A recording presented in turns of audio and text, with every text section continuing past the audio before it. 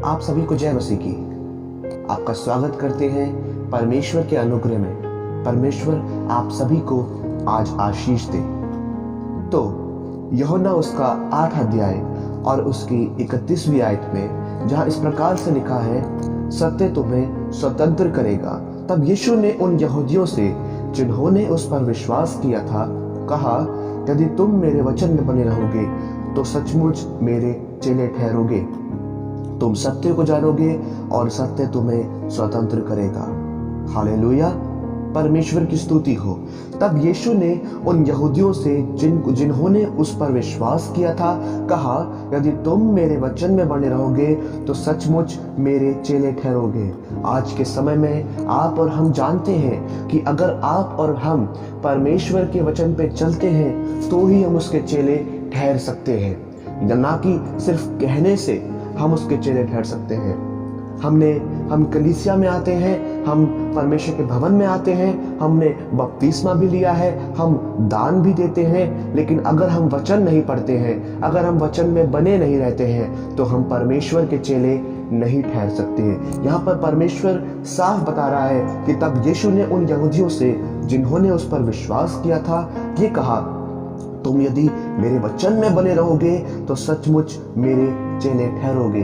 तुम सचमुच ठहरोगे। इसमें कोई भी डाउट नहीं है, इसमें कोई भी संदेह नहीं रहेगा कि तुम मेरे चेले हो या नहीं। अगर तुम मुझ में बने रहोगे, मेरी बातें तुम में बनी रहेंगी, तुम मेरे वचनों को पढ़ोगे, मुझसे प्रार्थनाएं करोगे, मुझसे विनती करोगे, मुझसे दुआ करोगे, मेरे साथ रहोगे तो तुम मेरे चेले ठहरोगे। 32वीं आयत में लिखा है, तुम सत्य को जानोगे और सत्य तुम्हें स्वतंत्र करेगा। ये किस स्वतंत्रता की बात है अजीजों, मेरे लोगों, मेरे मित्रों? ये उस स्वतंत्रता की बात है जो परमेश्वर हमें देना चाहता है, जो प्रभु यीशु मसीह हमें देना चाहते हैं। वो ये कह रहे हैं कि तुम सत्य को जानोगे तो सत्य तुम्हें स्वतंत्र करेगा। सत्य कहाँ है? सत्य है उसके वचन में, क्योंकि आदि में वचन था, वचन परमेश्वर के साथ था, वचन ही परमेश्वर था। ये वचन अगर आप और मैं पढ़ेंगे तो हम उस सत्य को जानेंगे जो कि हमारा प्रभु यीशु मसीह है। हम उस सच को जानेंगे जिसकी हमें आवश्यकता है। उसके वचन में लिखा है कि मार्ग, सच और जीवन मैं ही हूँ। सचमुच आज के इस शॉर्ट मैसेज से मैं आपको सिर्फ ये बताना चाहता हूँ, मैं आपको ये इनकरेज करना चाहता हूँ कि आप वचन को पढ़ें, आप वचन में बने रहें तो आप सत्य को जानेंगे और सत्य ही आपको आपकी परिस्थितियों से, आपकी हालातों से, आपकी चिंताओं से, आपके भय से आपको स्वतंत्र करेगा। वे सत्य जो प्रभु यीशु मसीह में है, वे सत्य जो खुद खुदावंद यीशु मसीह है, वह आपको आजाद करेगा। वह परमेश्वर आपसे मिलना चाहता है, वह परमेश्वर आपके साथ रहना चाहता है, वह परमेश्वर आपसे प्रेम करता है। इसलिए तो वो कह रहा है कि तुम सत्य को जानो तो सत्य तुम्हें स्वतंत्र करेगा। जब हम और आप परमेश्वर के भय में चलते हैं, पाप से बचकर चलते हैं और परमेश्वर के वचनों में चलते हैं तो परमेश्वर हम पर अपना अनुग्रह करता है और हमें तमाम उन परिस्थितियों से आजाद करता है। मलाकी उसका 3 अध्याय और उसकी 16वीं आयत में ये लिखा, तब यहोवा का भय मानने वालों ने आपस में बातें की और यहोवा ध्यान धरकर उनकी सुनता था। और जो यहोवा का भय मानते और उसके नाम का सम्मान करते थे, उनके स्मरण के निमित्त उसके सामने एक पुस्तक लिखी जाती थी। जब आप और मैं परमेश्वर के साथ बने रहेंगे, उसके वचनों में बने रहेंगे तो परमेश्वर हमारी ओर अपने कान को रखेगा, अपनी दृष्टि को बनाए रखेगा। यहाँ लिखा है कि तब यहोवा के भय मानने वालों ने आपस में बातें करी। बाइबल में लिखा कि मैं यहोवा के विषय कहूँगा, वह मेरा शरण स्थान और गढ़ है। मैं सिर्फ और सिर्फ परमेश्वर की बातें करूंगा।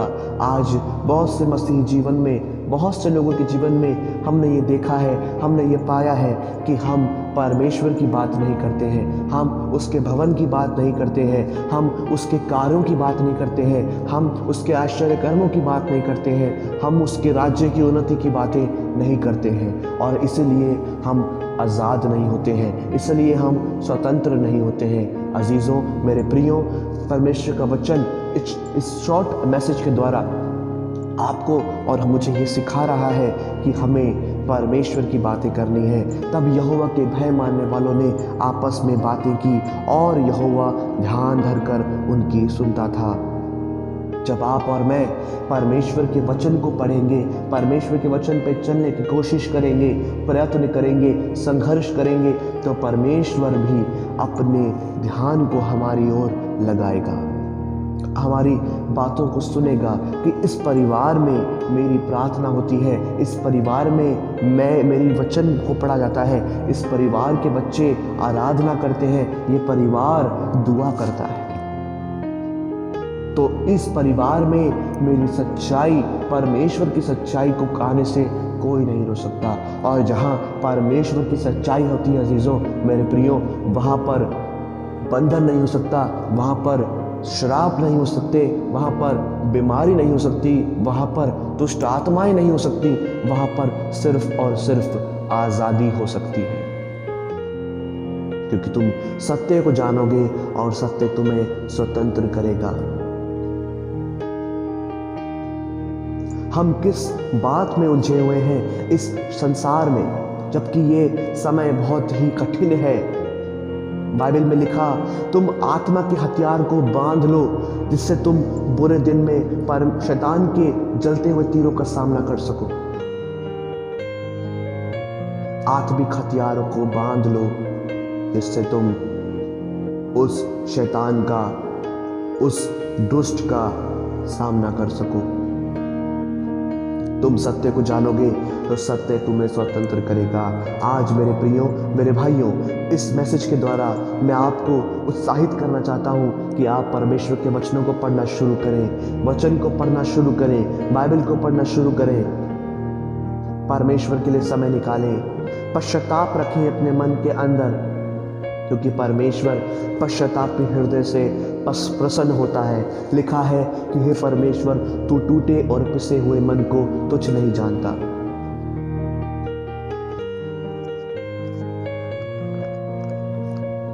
दूसरा इतिहास उसका 7वां अध्याय और उसकी 14वीं आयत में लिखा, तब यदि मेरी प्रजा के लोग जो मेरे कहलाते हैं दीन होकर प्रार्थना करें और मेरे दर्शन के खोजी होकर अपनी बुरी चाल से फिरें, तो मैं स्वर्ग में से सुनकर उनका पाप क्षमा करूंगा और उनके देश को ज्यों का त्यों कर दूंगा।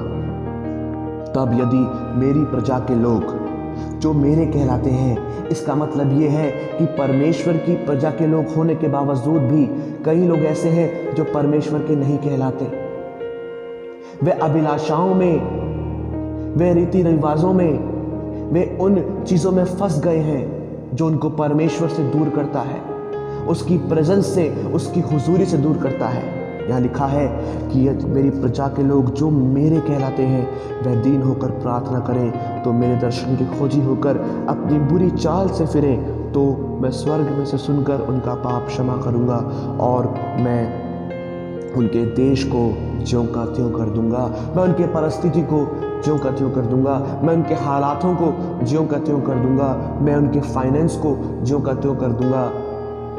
आज हमारे मसीही जीवन में बपतिस्मा लेने के बावजूद भी हम क्या कर रहे हैं? हम सिर्फ एक रूटीन कर रहे हैं, हम परमेश्वर के करीब नहीं जा पा रहे हैं, हम उससे संबंध नहीं बना पा रहे हैं। मेरे प्रियो, हमें क्या करना है? हमें दीन होकर प्रार्थना करनी है, हमें अपना समय परमेश्वर को देना है, हमें वचनों को पढ़ना है।